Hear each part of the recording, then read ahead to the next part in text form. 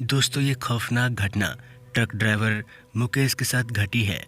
तो चलिए बढ़ते हैं आज की खौफनाक कहानी की ओर। दोस्तों, मुकेश को एक रात ट्रक से सामान लेकर दरभंगा से पूर्णिया तक जाना था। आमतौर पर उसके साथ एक हेल्पर होता था, लेकिन उस रात वो अकेला था क्योंकि उसका हेल्पर बीमार पड़ गया था और अस्पताल में भर्ती था। मुकेश को अकेले ट्रक चलाने से डर नहीं लगता था, बल्कि वो सड़क की स्थिति और मौसम को लेकर चिंतित था। वो एक तूफानी रात थी और सड़क गड्ढों और कीचड़ से भरी हुई थी। किसी भी दुर्घटना से बचने के लिए उसे धीरे और सावधानी से गाड़ी चलानी पड़ी। जब वो ट्रक चला रहा था तो उसने एक बोर्ड देखा जिस पर लिखा था, पूर्णिया के लिए शॉर्टकट लें। उसने सोचा कि शॉर्टकट अपनाकर समय बच जाएगा, जो कि बहुत ही अच्छा होगा, लेकिन ये उसकी सबसे बड़ी गलती थी। खैर, उसने अपना ट्रक बाईं ओर मोड़ा।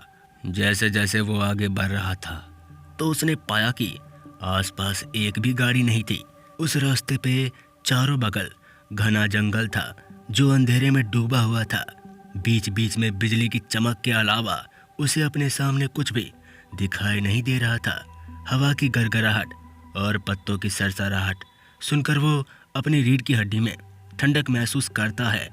उसकी इच्छा थी कि वो मुख्य सड़क पर ही रुक जाता, लेकिन अब वो वापस लौटने में देर कर चुका है। उसे चलते रहना था और उम्मीद थी कि वो जल्द ही पूर्णिया पहुंच जाएगा।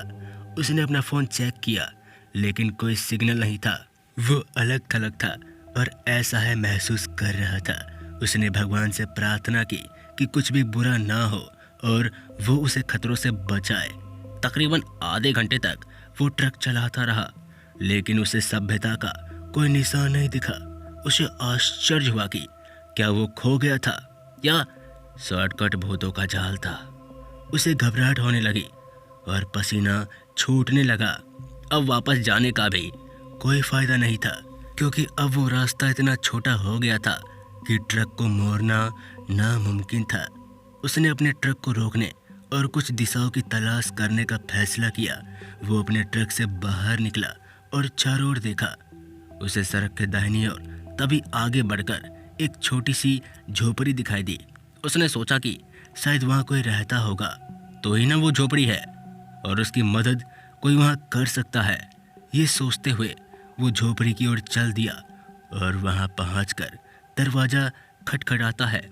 कुछ देर तक खटखटाने के बाद भी कोई जवाब नहीं था। मुकेश खिड़की से देखता है, लेकिन अंदर इतना अंधेरा था कि कुछ भी दिखाई नहीं दे रहा था। अब उसे अपने पेट में एक अजीब सी सनसनी महसूस हुई। जब वो जा रहा था तो उसे अपने पीछे एक आवाज़ सुनाई दी। अरे बेटा, कौन हो तुम और यहाँ क्यों आए हो? मुकेश ने पीछे मुड़कर देखा तो झोपड़ी के दरवाजे पर एक आकृति खड़ी थी। ध्यान से देखने पर मुकेश को पता चला कि वो एक बूढ़ी औरत थी जिसने काले कलर की साड़ी पहनी हुई थी। उसके लंबे और उलझे हुए बाल थे और झुर्रियों वाला चेहरा था। वो बिल्कुल डायन जैसी लग रही थी।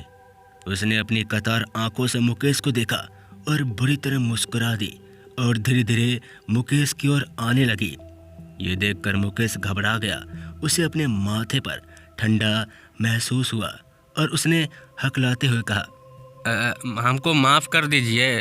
हम मदद के लिए तलाश में यहाँ आए हुए थे। हम ट्रक ड्राइवर हैं और पूर्णिया जा रहे थे, लेकिन हमको लगता है कि हम भटक गए हैं। क्या आप मुझे रास्ता बता सकते हैं? तभी वो बुढ़िया मुकेश के पास आ जाती है। अभी वो बुढ़िया मुकेश के सवालों का जवाब दे पाती कि तभी मुकेश की नज़र बुढ़िया के पैरों पर पड़ती है। तो मुकेश जो देखता है वो देखकर मानो उसके रोंगटे खड़े हो जाते हैं। उसके दिल की धड़कन तेज हो जाती है।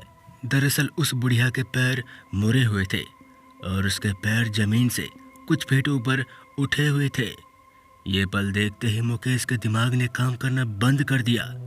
बस उसे एहसास हुआ कि वो डायन के जाल में फंस चुका है। ये देखते ही वो चिल्लाया, हमको छोड़ दीजिए प्लीज़। हमारा एक पत्नी है और एक बचवा है। छोड़ दीजिए हमको, बुढ़िया ने कहा।